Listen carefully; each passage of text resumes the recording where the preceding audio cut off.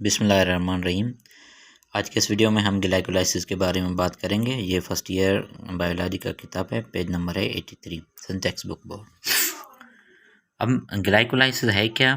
Glycolysis दो words पे मुश्तमिल है। Glyco means glucose or carbohydrate plus lysis means breakdown. ठीक है, स्पेशली किसकी ब्रेकडाउन होती है? ग्लूकोज की। इसे एमडेन मेयरहोफ पाथवे भी बोला जाता है, जिसका मुखाफिफ क्या है? EM pathway. ओके, ये 1940 में दिया गया था। ये किस में होता है glycolysis? It occurs in cytosol means cytoplasm. अब हम अगर इसकी डेफिनेशन की बात करें तो ग्लाइकोलाइसिस क्या है? Glycolysis defined as the sequence of reactions converting glucose और ग्लाइकोजन टू पायरूवेट और lactate with the production of ATP. ठीक है, अब ग्लाइकोलाइसिस में क्या होता है? ये सीक्वेंस है रिएक्शंस की। इसमें ग्लूकोज किस में कन्वर्ट होता है? पायरूवेट में with the production of ATP. ठीक है, अब जो हम ग्लाइकोलाइसिस की बात करेंगे तो ये डायरेक्टली हम कौन सी चीज़ ले गए? ग्लूकोज। और ग्लूकोज हमारे ब्लड में मौजूद होता है। अगर हम फास्टिंग ब्लड ग्लूकोज की बात करें तो ये 70 to 100 mg पर डेसीलीटर हमारे ब्लड में मौजूद होता है। अगर ग्लाइकोलाइसिस में ग्लूकोज अगर हम ग्लाइकोजन से लेंगे तो इस साइकिल में एक एटीपी जो है वो ज़्यादा बनेगी। तो इसमें हम क्या करेंगे? किसको लेंगे? ग्लूकोज को। और ग्लूकोज को किस में कन्वर्ट करवाएंगे? पायरूवेट में। और हमें कौन सी चीज़ मिलेगी? एटीपी मिलेगी। अगर हम इस रिएक्शन को क्या करें? सिंप्लीफाई करें। अब देखें तो ये मुख्तलिफ स्टेप्स पे ये पूरा रिएक्शन है। ठीक है, सीक्वेंस ऑफ रिएक्शन है। अगर हम इसको सिंप्लीफाई करें तो हम इसको क्या करेंगे? हम इनको 3 फेजेस में डिवाइड करेंगे। सबसे पहला ए फेज़ कौन सा है? Energy investment phase. ठीक है, अब इस फेज़ के दौरान हम एनर्जी को क्या करेंगे? इन्वेस्ट करेंगे। दूसरे में क्या करेंगे? स्प्लिटिंग फेज़, उसको तोड़ेंगे।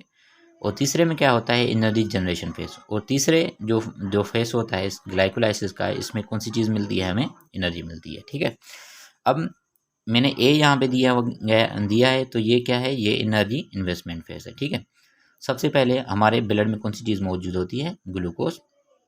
अब ग्लूकोज किस चीज़ में कन्वर्ट होती है? ग्लूकोज 6 फास्फेट में।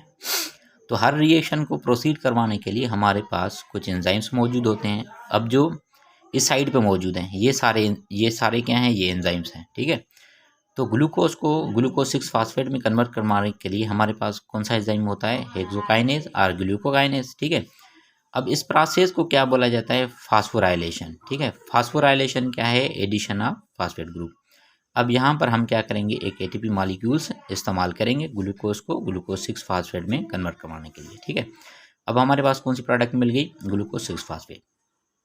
अब ग्लूकोज 6 फास्फेट को हम किस में कन्वर्ट करवाते हैं? फ्रक्टोज 6 फास्फेट में। अगर ग्लूकोज और फ्रक्टोज की बात करें तो ये दोनों क्या हैं? ये आइसोमर्स हैं। तो ये प्रोसेस कौन सा कहलवाएगा? आइसोमराइजेशन। और यहाँ पर कौन सा एंजाइम यूज होगा? फास्फोहेक्सोज आइसोमरेज। ठीक है, अब फ्रक्टोज 6 फास्फेट में हम क्या करवाते हैं? फास्फोराइलेशन करवाते हैं। मीन्स फ्रक्टोज 6 फास्फेट में एक और फास्फेट ग्रुप ऐड करवाएंगे तो ये कन्वर्ट हो जाएगा फ्रक्टोज 1,6 डाइफास्फेट में। और यहाँ पर एक एटीपी मॉलिक्यूल क्या होगा? इस्तेमाल होगा। यहाँ पर कौन सा एंजाइम यूज होगा? फास्फोफ्रक्टोकाइनेज। ठीक है, अब फ्रक्टोज 1,6 डाइफास्फेट हमें मिल गया है और ये फेज यहाँ पे कंप्लीट हो जाएगा। मीन्स एनर्जी इन्वेस्टमेंट फेज यहाँ पर कंप्लीट हो जाएगा। क्लियर? अब फ्रक्टोज 1,6 डाइफास्फेट को हम किस में कन्वर्ट करवाते हैं? ग्लाइसरल्डिहाइड 3 फास्फेट में। एक्चुअल में ये जो 2 लिखा हुआ है ये 2 मॉलिक्यूल्स हमें मिलेंगे किसके? ग्लाइसरल्डिहाइड 3 फास्फेट के। एक्चुअल में हमें एक ग्लाइसरल्डिहाइड 3 फास्फेट मिलता है। दूसरा कौन सा मिलता है? इसका हमें आइसोमर मिलता है डाइहाइड्रोक्सी एसीटोन। फिर डाइहाइड्रोक्सी एसीटोन जो हमें मिलता है उसको हम आइसोमरेज एंजाइम की मदद से किस में कन्वर्ट करवाते हैं? ग्लाइसरल्डिहाइड 3 फास्फेट में। इसलिए हमने यहाँ इसके सामने 2 लिखे हुए 2 लिखा हुआ है, क्योंकि हमें फ्रक्टोज 1,6 डाइफास्फेट से कितने मॉलिक्यूल मिलेंगे? ग्लाइसरल्डिहाइड 3 फास्फेट के 2। अब यहाँ पे एक और एंजाइम एक्ट करेगा, उस एंजाइम का नाम क्या है? एल्डोलेस। अब इसको क्या बोला जाता है?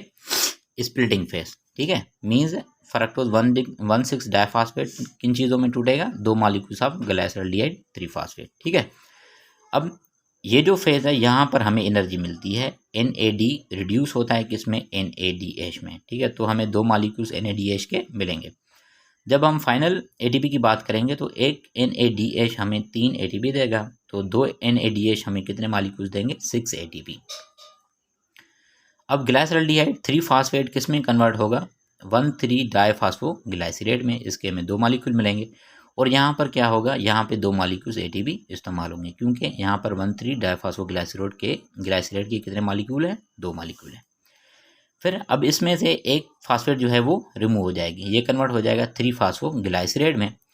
अब यहाँ पे क्या होता है कि यहाँ पे सबस्ट्रेट लेवल फास्फोराइलेशन होती है, मींस एडिशन होगी किसकी, फास्फोरस की। एक सबस्ट्रेट दूसरे सबस्ट्रेट को अपना फास्फोरस देगा और उसके अलावा ये क्या करवाते हैं, एनर्जी प्रोड्यूस करवाते हैं, ठीक है। तो यहाँ पर क्या होगा, ATP मॉलिक्यूल्स प्रोड्यूस होगा, ये 3 फास्फोग्लाइसरेट में कन्वर्ट हो जाएगा। फिर 3 फास्फोग्लाइसरेट इसको किस में कन्वर्ट करवाएगा, 2 फास्फोग्लाइसरेट में। ये दोनों क्या हैं, ये दोनों आपस में आइसोमर्स हैं। फिर 2 फास्फोग्लाइसरेट किस में कन्वर्ट होगा, फास्फोइनोल पायरुवेट में। और यहाँ पर भी हमें कौन सी चीज़ मिलेगी, ATP मिलेगी। 2 मॉलिक्यूल्स हैं तो हमें ATP कितनी मिलेगी, 2 ATP मिलेगी, ठीक है। तो इसको क्या बोला जाता है, सबस्ट्रेट लेवल फास्फोराइलेशन, ठीक है। तो फाइनल में हमें फास्फोइनोल पायरुवेट से कौन सी चीज़ मिलेगी, 2 मॉलिक्यूल्स ऑफ पायरुवेट, ठीक है। अब इसमें आपको 2 चीज़ें याद करनी है, ये चीज़ याद करनी है, सबस्ट्रेट लेवल फास्फोराइलेशन, ठीक है। ये वेरी MB टॉपिक है और ये MCQs में हमेशा आती है। तो ये यहाँ पे मैंने ये C लिखा हुआ है। C क्या है, ये एनर्जी जनरेशन फेज़ है। हमें जो भी एनर्जी मिलनी थी वो कौन से फेज़ में मिलती है, हमें इस C फेज़ में मिलती है, ठीक है। अब हम यहाँ पे किस चीज़ की बात करेंगे कि हमने एनर्जी कितनी इस्तेमाल की थी। अब आपने देखा एनर्जी इन्वेस्टमेंट फेज़ में तो हमने 2 ATP मॉलिक्यूल्स एनर्जी इन्वेस्ट किए थे, उसके बाद हमें 6 ATP मिले। अब ये 6 ATP कहाँ से आए, ये 2 NADH वाले ये 6 ATP हैं, ठीक है। तो हमें ये 6 ATP मॉलिक्यूल्स मिले, उसके बाद 2 ATP मॉलिक्यूल्स ये वाले, 2 ATP मॉलिक्यूल्स ये वाले। अगर हम देखें तो नेट हमें कितने ATP मॉलिक्यूल्स मिले हैं, 8 ATP मॉलिक्यूल्स देखे हैं, ठीक है। अगर हम फाइनल एनर्जी की बात करें तो टोटल मॉलिक्यूल्स हमें एक ग्लूकोज से कितने मिलते हैं, 38, ठीक है।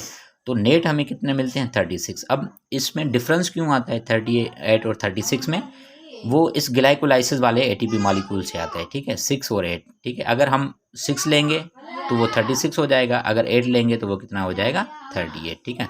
तो ये किसके बारे में डिस्कशन था, ये डिस्कशन थी ग्लाइकोलाइसिस के बारे में, ठीक है। अगर आपको वीडियो पसंद आ रहा है तो इस वीडियो को लाइक करें, शेयर करें और अपने दोस्तों के साथ शेयर करें।